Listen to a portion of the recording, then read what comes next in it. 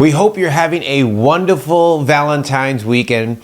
We had a great one as a family, but I can't help to wonder why these holidays are the ones that we choose to adopt, because there was thousands that we chose not to carry on. Valentine's Day originated from this 3rd century Roman priest named Saint Valentine, who married couples secretly to spare the men from having to become soldiers and go to war. And once he was exposed, he was actually imprisoned for defying the emperor Claudius II, and he allegedly sent his first Valentine when he was in jail to the jailer's daughter right before his execution on February the 14th, 270 AD. And he signed it, "From your Valentine." So while rooted in a Christian martyrdom of sorts, the day evolved from this somber celebration in the Middle Ages into this global tradition of exchanging cards and presents and flowers and chocolates and gifts. I mean, some rich people give cars and houses and all this stuff that we do nowadays. Now, we love around here, but I didn't always have a clear scope of what it actually was until I became an adult. And although it was around me everywhere I looked, my mother and father almost made it to 60 years, happily married before my father passed away. And my brother and sister are still growing strong, 42 years of marriage.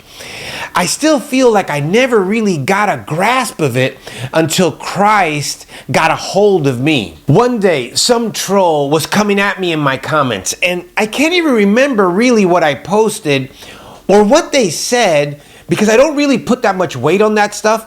But what I did remember was my old pastor had chimed in my defense, and he said if Buddha had known Felix, he would have said, "Felix looks like Christ."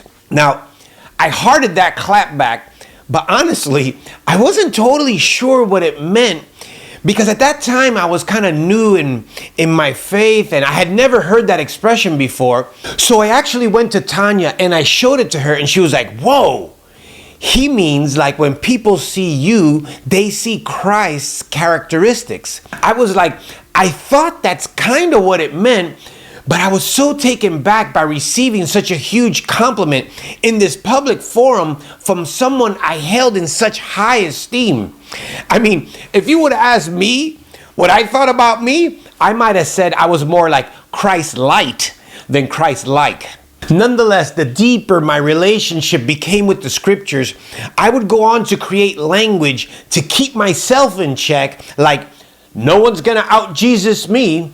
And as I would journey on with my daily devotions and my decisions, I came to this conclusion that true love was actually sacrifice. After a lifetime of my first thoughts always going to pleasure when I think of love, I had this realization that although that may be a part of it, what you love the most is what you'll actually sacrifice the most for. So when we look at the scriptures in John 3:16, we see that God so loved the world so deeply that he gave his only son, Jesus, as a sacrifice to ensure that whoever believes in him will not perish but have everlasting life. And when we see God in the flesh having a fleshly moment in the Garden of Gethsemane before he turns himself in to be crucified, he says in Matthew 36:39, "My Father,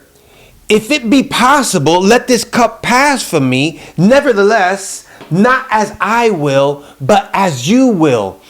So these two examples taught me that love is the sacrifice of one's fleshly desires for the will of the Father above all things. Jesus is essentially talking to himself, and what he's doing is what he already knows to do.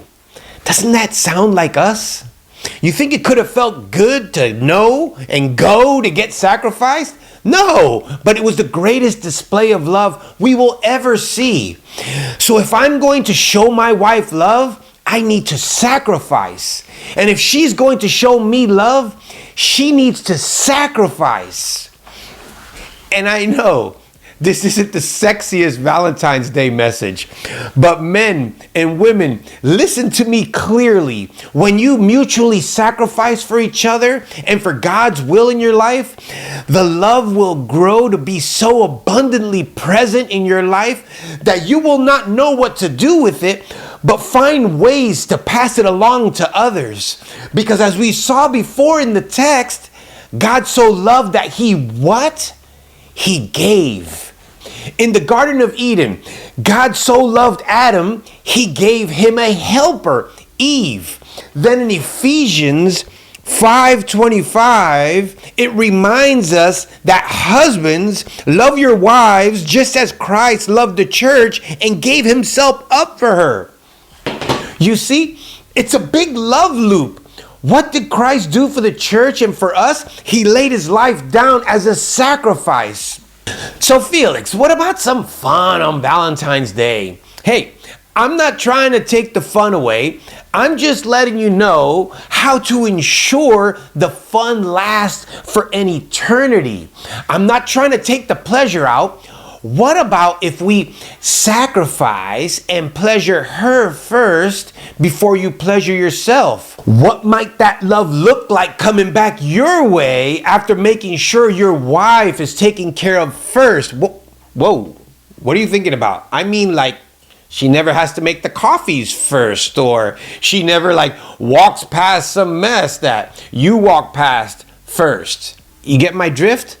What if no one has to wonder how you feel about them because they see how much you regularly sacrifice to serve them, that they feel loved in your presence? What if you switch the thought process to what can I give before what can I take? Lust takes, love gives. I love that our church has this saying, let's love on people until they ask why. And I know if you made it this far into the message, you know exactly what that answer is, because Jesus loves you. So this week, I want to challenge you to find a different way to start expressing your love by expressing it with sacrifice first. And we will be looking forward to hearing some of the great stories in return as to what that's done in your relationships, in your workplaces, and in your communities. And until next week, let's love more, and I'll see you at the next PSA. All right, here you go. Cupcakes. Look, we got flowers. Hey, see, happy Valentine's Day. We hope you had an amazing weekend with your Valentine. Please check out some of these other messages and share them with the first person that comes to mind. And we'll see you guys next week.